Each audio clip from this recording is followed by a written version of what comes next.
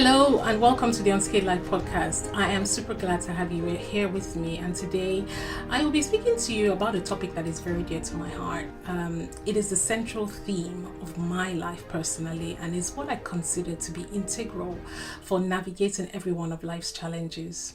So I did a show recently called When Resilience is Stretched, this special NSARS episode that I did. But what I was highlighting within that episode is what is possible when people are stretched to the limit. However, I didn't go into the detail necessarily of what resilience actually means.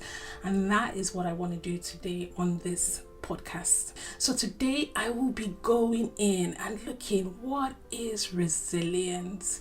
I will touch on some science-based theories around factors that support resilience, and I will also be sharing a couple of sticking points around resilience in what I call the slippery slope of resilience. And then finally I will give you some practical tips for being more resilient in your own life. I call them my 5 A's of resilience. So first off, what is resilience? So the dictionary defines resilience as the capacity to recover quickly from difficulties, the act of rebounding, the ability for a material to return to its original state after it has been stretched. So pretty much like a rubber band. When you stretch a rubber band, it accommodates the extension, but then it goes back to its original state afterwards. Well, that's provided the elastic limit isn't exceeded. And I believe this is one of the core attributes of resilience. And personally, for me, resilience, it really isn't just about going back to that, original state.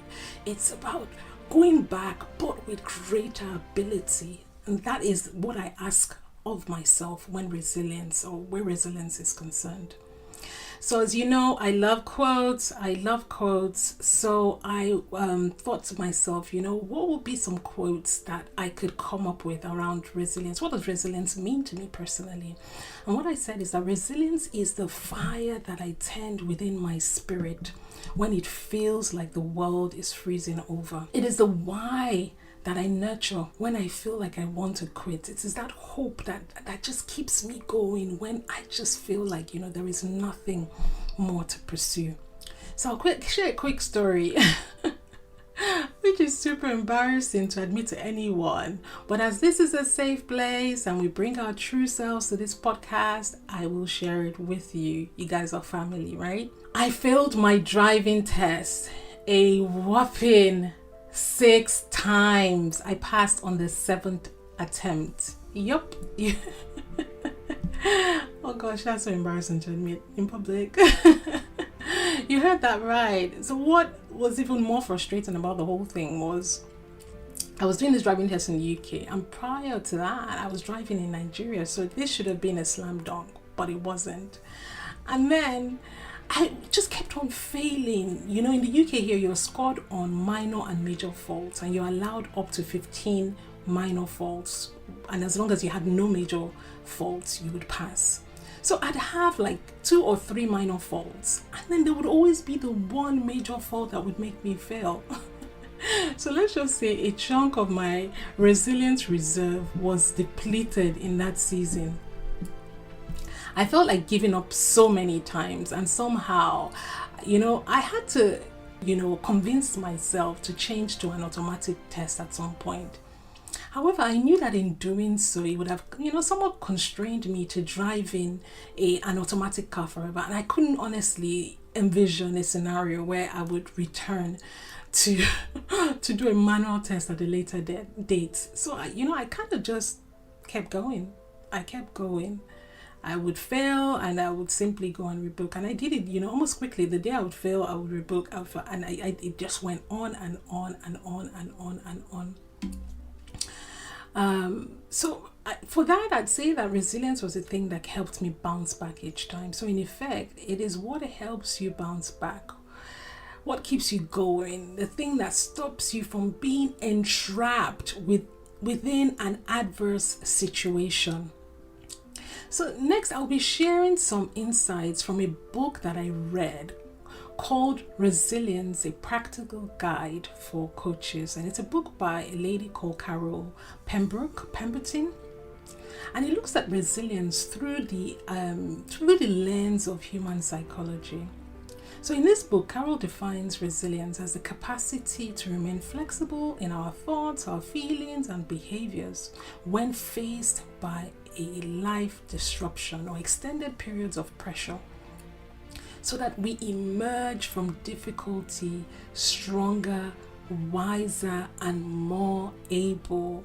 So you see, this definition aligns with what I said earlier. About myself, for me, it's not just bouncing back. It's taking learnings from the setbacks that you have had and bouncing back stronger, bouncing back with more ability. Also, being adaptive is also said to be a core theme of resilience. Remaining adaptive helps in configuring, a person to a new situation. So whenever you're faced with a difficulty or challenge, the fact that you can change, you can be adaptive within that moment is an attribute that, fosters resilience. So for example, you go to the movies and you find out that the movie that you really want to, you really want to see is sold out. Being able to accept that has happened and asking yourself for a plan B. How am I going to save the night? Rather than saying, my evening is ruined and there's no coming back from this. That helps you to be more resilient. The other thing is that Carol suggests 3 different theories as to, the things that support internal resilience in human beings. So the first one is what is called trait theory. So here it is suggested that there's an element of resilience that is innate within all of us. And neuroscience suggests that there are certain genetic factors which help with the production of a hormone called serotonin, which gives a certain predisposition to handling stressful situations better. And people who have this gene are able to bounce back and come up with alternatives or options when they're faced with issues.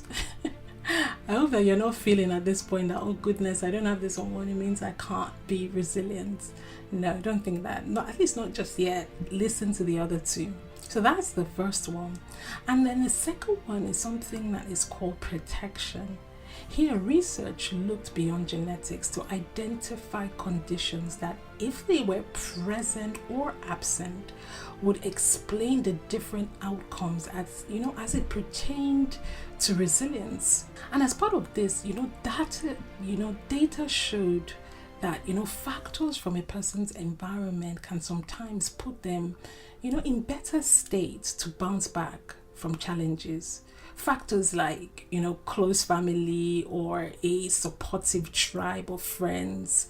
And it even actually showed that in some cases for young people who didn't have, close family ties or friends, they would still go on and thrive if they had, mentors or coaches or simply anyone who could help connect them to their why, to their sense of purpose. How cool is that? And then the third one is one that she calls learned. And in this theory, it says that resilience is a process that is not fixed, but a capacity that can be delivered over time. And it isn't simply, something that is accessible to an elite few. Here you learn from experience, you learn from disappointment, you learn from things that have happened in the past. And what it does is that it prepares you for the future.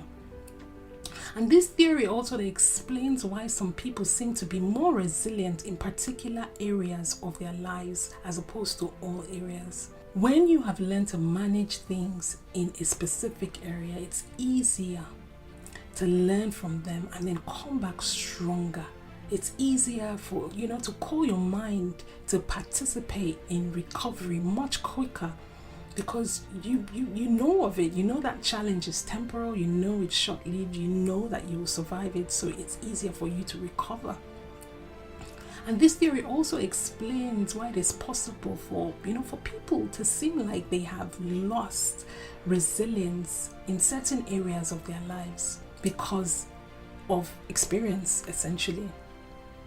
So here you have it, there you have it.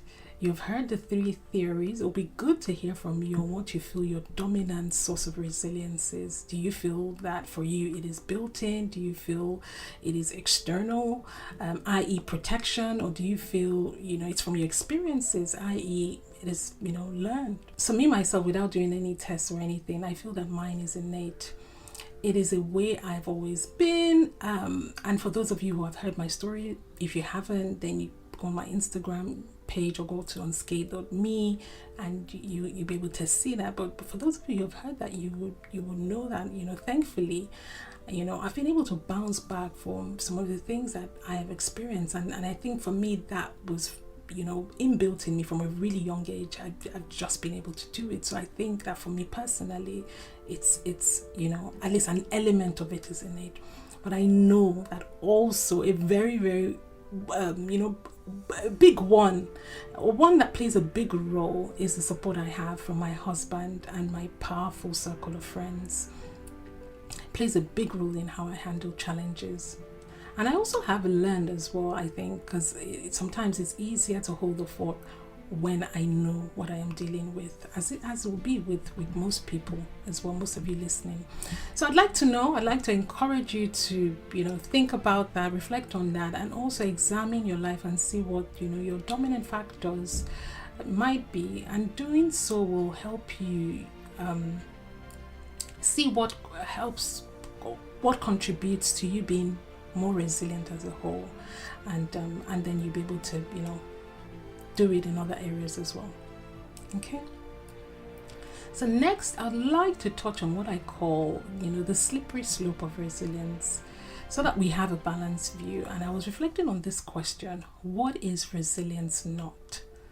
And 2 points came to mind, which I'll share with you now. So the first is unrealistic goals.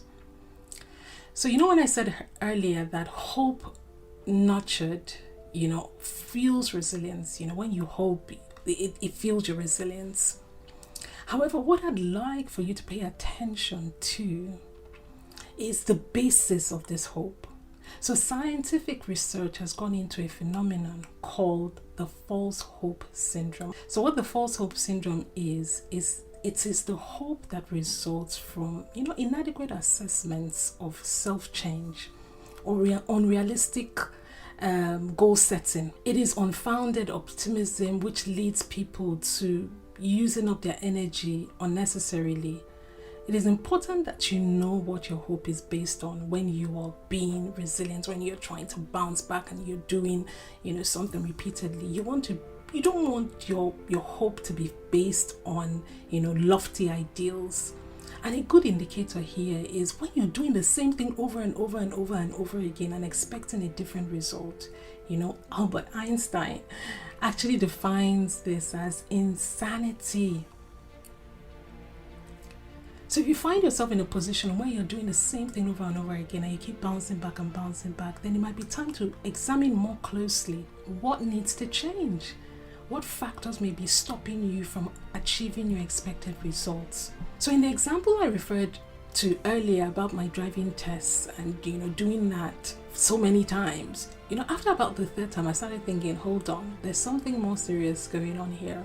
I was thinking to myself, look, I've got to do something. Like I started, really, really digging deep, and it became apparent that, my nerves were at play very, very seriously. And the fact that I knew that I was being tested on the rules of being on the road, I don't know, there was just something about the whole thing that really, really fazed me. And it was weird because I've been driving in Nigeria, but we didn't have, for those who have driven in Nigeria, the rules are almost not there, but so it was very, very different. So I started thinking, and I started, lots of introspection going on. And then I think about maybe like my 5th try or something. My now husband and I started dating, and what he did was he helped me overcome those fears and the nerves and everything in between. And the truth is that if I had continued on that same trajectory that I was before I even started to think about, what this problem was and how I could overcome it, if I didn't change anything at all, yes, I may have shown resilience by my desire to keep going. However, it would have been futile in the end, because nothing would have changed. I would have still been nervous, and I would have still been, failing them, and God knows. But with mindset work that I did, practice sessions, and just generally understanding the rules better, it worked out, and on the 7th time I passed. So the summary here is, if you're not getting the outcome that you seek, examine the circumstance to ensure that you're being realistic. And if you are, see what you need to do to change. See what you can change to ensure that you get a different, or at least a better or a different outcome. And of course, the other thing to say here is that timing does play a crucial role on determining how long is too long to wait before you change tact. But for that one, I personally leverage my relationship with God to help me discern, when is the right time to start to think. So I'd encourage you to do the same. The other one is, what I'm calling desensitization to adversity. So this is where too much resilience makes a person overly tolerant of adversity. So the truth is that resilience is not meant to be a state of perpetuity, where you're in a constant state of bouncing back from setbacks almost on a daily basis. And to bring this point home, I'd like for you to cast your mind to anyone whom you might know who may be experiencing perhaps abuse in a relationship. Everyone else can see it. However, they choose not to do anything about it. And they say things like, that's just how it is. I am used to it. Or someone else who, works in a toxic work environment. They have what it takes to get up and leave. However, they remain there with that boss who treats them badly because they have simply become accustomed to it. It has been normalized for them, and they have become tolerant to that adversity. And in my final example, I will share one from my home country, Nigeria. I shared on my, NSAS episode our issues with bad governance. So what this has effectively caused for us is a culture that promotes the normalization of suffering and hardship under what I call that is how Nigeria is umbrella. So it is an active narrative that is promoted so that when something is hard, you will find people doing it still. They are suffering, but they are smiling. So I hope that you can see how this trend can be a problem. If you become accustomed to being resilient and bouncing back from everything, then adversity at a point will lose its sting. The desire for change, or the desire to get something better, to achieve something better, will become eroded. So again, resilience should never be a state of perpetuity.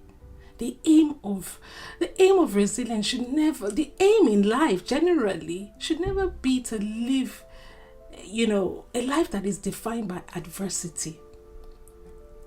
If adversity comes, it should be in seasons. There should be periods in your life where, you're fine, whatever that means for you. And if this isn't the case, then your internal threshold for recognizing or for admitting when something's a reality will be really, really heightened. And your inner resilience will lose potency. So I want to leave you with that, and I encourage you to just think and reflect on your relationships and the areas of your life where you may be experiencing, you may be living perpetually resilient when you shouldn't really. Yeah. So now I'd like to look at what I'm calling, my 5 A's. 5 A's that will help you, create an environment where, resilience thrives. So the first one is acceptance. Nothing happens without acceptance. So this is where you look at your reality fair and square in the face and you say, yes, this has happened, you give yourself room to acknowledge the situation. And I'm conscious that this might sound like an obvious point. However, you'll be surprised how often this steps goes unchecked.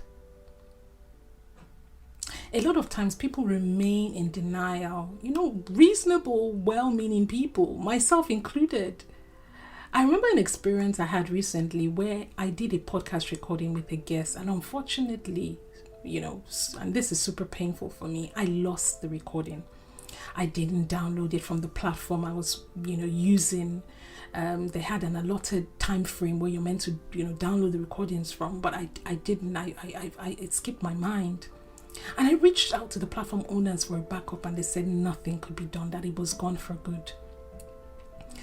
And at that point, I could not consider the embarrassment of going back to my guests to tell them what had happened. I couldn't bring myself to say it, that, the fantastic session that we had, after you'd given up an hour or so of your time was no more. I just couldn't do it. So rather than process it, I just told my mind that it didn't happen. I refused to process it. I refused to give my brain permission to start to see how I could resolve the situation. So acceptance is super critical because it is the permission you give your brain to process what has happened. And delaying this step, I say, prolongs suffering where pain already exists. The key thing that causes confusion for a lot of people where acceptance is concerned is that they feel that acceptance equates to agreeing with what has happened, while in fact, accepting something doesn't mean that you agree. No, not necessarily. What it means is that you're willing to help create an environment that is conducive for solutions to be proffered. You're opening up yourself for the birthing of creative ideas that can help move you forward. Acceptance is the first building block for being resilient. It helps you start the process of bouncing back, and it helps you divorce yourself from the feeling of being stuck and helpless. It helps keep your mind in the present and gives you a baseline to work from. Oh, and for those who love a finished story, I think after about a week or so of refusing to think of the issue with my lost recording, I finally did, and I went into plan B. I went to the action on plan B.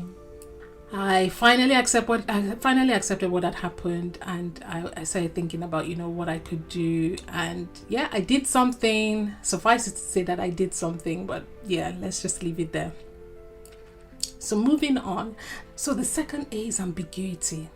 It is when you open up more than one interpretation. I call it inexactness. The ability to see things from, different perspectives. And it is super important because it is where creative ideas are born. It is the ability to see a problem in its many shades. The truth is that most things are never really only one thing. There will always be different perspectives. Hence the saying, one man's meat is another man's poison. This is the exact scenario you will find in many of, life's challenges where you need to bounce back. So this is where you take a step back and you ask yourself, what other names does this problem go by? And when you do, you will call the adversity of, for instance, lockdown, an opportunity to write a book. You will call the adversity of a loss of job the opportunity to pivot into a new career. You will call the adversity of a loss in an investment and an opportunity to find other sources of income. The adversity of losing a nanny, an opportunity to bond more with your children. The adversity of an unstructured organization will become an opportunity to create systems and structures which support growth. So when you avoid the tendency of seeing a problem in a finite state, what you create in essence is an atmosphere where resilience becomes center stage. You see other shades of a problem that may have not been immediately apparent. You will see pathways that were not initially obvious. And another thing to say here is this is also where some of the benefits of having a great tribe come in. Seeking counsel from others who want you to succeed will help you see more perspectives on a setback or an adversary or an issue. So the third is, assurance. Hebrews 11:11 is one of my favorite scriptures, and it says that faith is the assurance of things hoped for. Nothing happens without, you first believing in it. And when you see yourself as higher than the circumstance that you're faced with, you will be able to put your best foot forward and walk in unison to achieve your goals. And this is also where mindset work comes in. You look at a situation in its uniqueness and say, I believe I can do it. I believe I have what it takes. I believe I will make it. It's a state of your heart that prepares you for meaningful progress. And at this point also is where you have to lose any negative, self-talk. Any thought that rises up to remind you of what you did or didn't do in the past, what didn't work out, what should have worked out, this is where you let go of any negative energy around that. The Bible in Proverbs 23 verse 7 also says that as a man thinks in his heart, so he is. So you have to go fully believing that you have what it takes to rise and recover. Then the fourth A is agreement. And without this, nothing you do will ever be consistent. This is where you agree within yourself that you will do the work it takes to come through. And this decision forms an alliance within you which births the understanding that propels you to go forward. You lose the battle before you start if your decision is not firmly rooted. Your decision must be anchored in self-belief, in seeing yourself bounce back. And also, two small points I'll mention here is that you have to stay firmly rooted in your decision. You don't just abandon ship at, the first sign of a challenge. And then you also have to give your decisions time to yield fruit. Give your decisions time to yield fruit. So the fifth and final A is action. So great success requires careful execution. Here you go into action, and thinking is not enough. There has to be proof that your actions support the decision that you have made. And in this execution phase, you keep going purposefully in the direction of what you have decided to do. You keep going, and that is what brings you success. So here you have it, my 5 A's of resilience. And just to recap, I said first A for acceptance, the second A for ambiguity, the third A for assurance, the fourth A for agreement, and then the fifth A for action, meaningful action. And I believe these 5 A's, if leveraged upon, almost on a step-by-step basis, when you're faced with a setback, will definitely help you, bounce back even stronger. So in terms of an overall summary, we touched on today, what resilience really is, some of the science-based theories that support resilience, shared on some things that you need to be mindful of when resilience is concerned, the slippery slope of resilience, I called it, and then finally the 5 A's, the practical tips that help you, to be more resilient in your own life. So what I'll do now is leave you with a final quote from Ping Fu. So Ping Fu is a Chinese-American entrepreneur who co-founded a 3D software development company called Geomatic. She authored a book called Bend Not Break, A Life in Two Worlds. And in the book, Ping Fu shares about how at age 8 in communist China, she was separated from her parents. At age 10, she was gang raped, yet unbroken. She became a factory worker, she became a university student, she eventually became a political prisoner and was expelled to America, where she went on to be one of the leaders in the field where she's founded her company. She says that the image that stayed with her and helped her survive as she endured great hardship were the words her dad told her in her early life. And this is it. He said, "Bamboo is flexible, bending with the wind, but never breaking, capable of adapting to any circumstance. It suggests resilience, meaning that we have the ability to bounce back even from the most difficult times. Your ability to thrive depends in the end on your attitude to life.